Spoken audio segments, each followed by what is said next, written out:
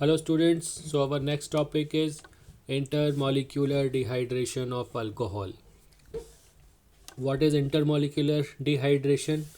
So उसके लिए बहुत आसान सा तरीका है, आपने ये वर्ड ज़रूर सुना होगा जिसे हम कहते हैं ISBT, ISBT 43 चंडीगढ़। तो ISBT का मतलब क्या होता है? इंटर स्टेट बस टर्मिनस, यानी कि वो टर्मिनस जहाँ से विद इन स्टेट नहीं, आउटसाइड द स्टेट भी बसेस जाती हैं। दूसरा कौन सा होता है? Local bus stand. तो इंटर का मतलब आपस में या म्यूचुअल। तो इसी तरह से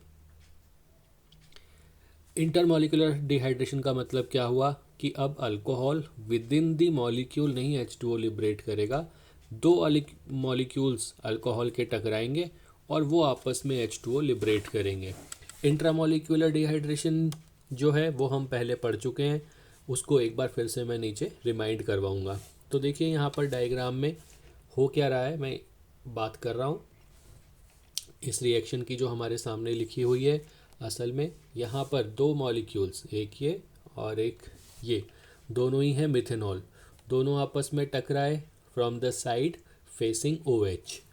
सिर्फ टकराने से रिएक्शन नहीं होती, रिएक्शन के लिए सर्टेन कंडीशंस की भी ज़रूरत है।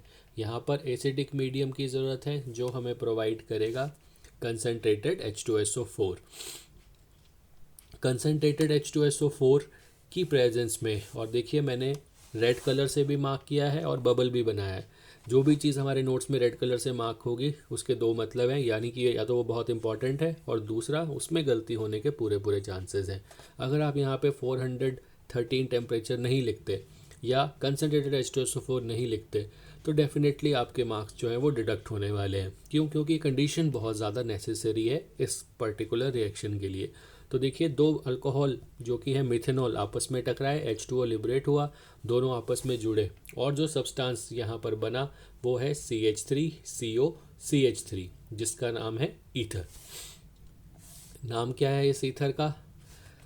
Methoxy methane. आप जानते हो ईथर को हम अल्कोक्सी एल्केन कहते हैं। तो यहाँ पर जो सब्सटेंस बना है वो है मिथॉक्सी मीथेन। दूसरा, अगर नीचे जाएं तो फिर से याद दिला दूं, ये रिएक्शन हमने पहले भी पढ़ी है। अगर टेम्परेचर इस रिएक्शन में 413 की जगह 443 हो जाए तो आप देखिए अब एक अकेला अल्कोहल का molecule, this time I have taken ethanol, so एक ही मॉलिक्यूल H2O रिलीज करेगा। इस रिएक्शन को बोलेंगे एलिमिनेशन, रूल लगेगा सेट-जेफ रूल और वाटर लिबरेट होकर बन जाएगी एल्कीन। तो इस वजह से टेम्परेचर यहाँ पर बहुत ज़्यादा इंपॉर्टेंट है। ऊपर देखिए 413, सेम रिएक्टेंट अल्कोहल, लेकिन सिर्फ टेम्परेचर चेंज करने से ही रिएक्शन में इतना ज़्यादा डिफरेंस आ जाता है, इसलिए ये मेंशन करना बहुत ज़रूरी है। फिर नीचे अगर अल्कोहल 3 डिग्री है तो अल्कीन बनने के चांसेस ज़्यादा हैं। क्यों?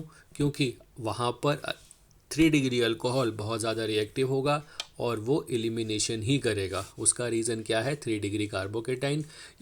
इसके बारे में और इन्फॉर्मेशन के लिए आप पेज नंबर 24 देख सकते हो, क्योंकि हम पहले पढ़ चुके हैं। फिर भी मैंने रेड कलर से लिखा है पूरा का पूरा, इसका मतलब कंसेप्चुअल या ऑब्जेक्टिव में इसके पूछे जाने के चांसेस बहुत ज़्यादा है। और रेड कलर से स्टार मार्क करके सर्कल भी किया है। तो ये वो चीज़ है जो आप अक्सर भूल जाओगे, तो जब भी एग्ज़ाम में रिवाइज करोगे तो इसको बड़े ध्यान से एक बार देख लेना है। मैं एक बार फिर से रिकैप्चुलेट कर दूं, दो टाइप की हाइड्रेशन होती है, इंटर मॉलिक्यूलर और इंट्रा मॉलिक्यूलर। ऊपर जो लिखी है वो है इंटर, दो मॉलिक्यूल आपस में टकरा कर H2O लिबरेट करते हैं। नीचे है इंट्रा मॉलिक्यूलर जो हम पहले पढ़ चुके हैं इन दी हेडिंग बीटा एलिमिनेशन। तो दोनों के बीच में डिफरेंस हमें क्लियर होना चाहिए, क्योंकि यहाँ पर गलती होने के पूरे पूरे चांसेस हैं। आगे बढ़ते हैं।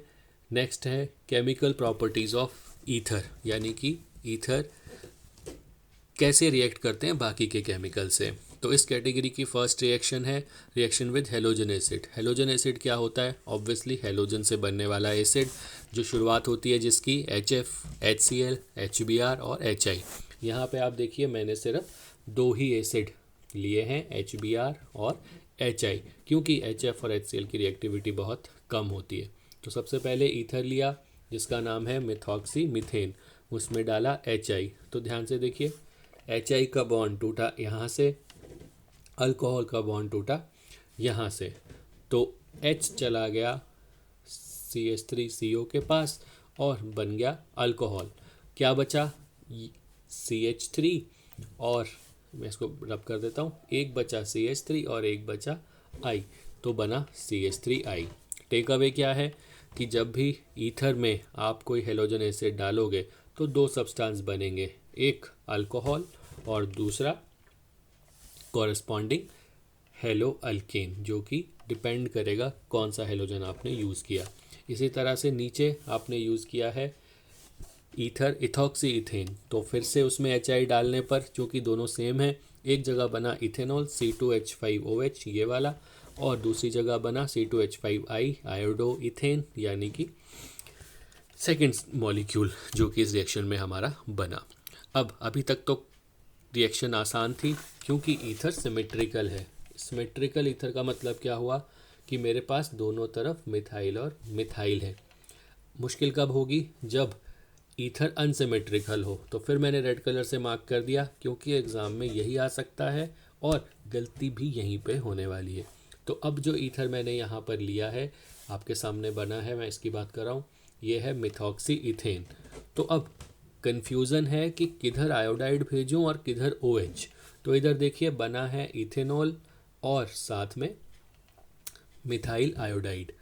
टेक अवे क्या है, मैंने इस बड़े वाले ग्रुप वाला बनाया अल्कोहल, छोटे वाला बना दिया आयोडो मीथेन।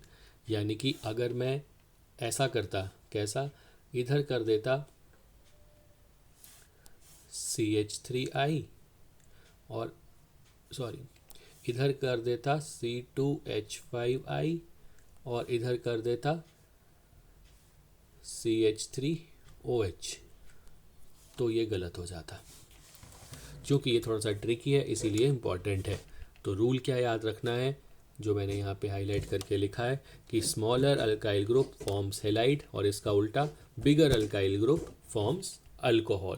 तो इस तरह से एग्ज़ाम में पूछा जाएगा। नीचे फिर से देख लीजिए, हमने रिएक्टेंट लिया है एक ईथर जिसमें है बेंजीन रिंग और ऊपर लगा है OCH3। अगेन बड़ा जो ग्रुप है वो है रिंग वाला, तो देखिए उसी के कॉरेस्पॉन्डिंग मेरे पास अल्कोहल जो बना है वो बना है फिनोल। तो टेक अवे क्या है, रूल नंबर 1 कि जब भी ईथर में HBr या HI डालोगे तो आप, अगर ईथर है सेम साइज़ का यानी कि दोनों तरफ सेम ग्रुप है, तब तो कोई फ़र्क नहीं पड़ता, आप कहीं पे भी अल्कोहल और कहीं पे भी हेलो एल्केन बना सकते हो। लेकिन अगर वो छोटा बड़ा है तो हमेशा बड़े वाला ही अल्कोहल बनता है। इस रूल की एक एक्सेप्शन है जो हम आगे पढ़ेंगे, जब छोटा वाला अल्कोहल बन जाता है, वो हमारा नेक्स्ट टॉपिक होएगा। Thank you so much.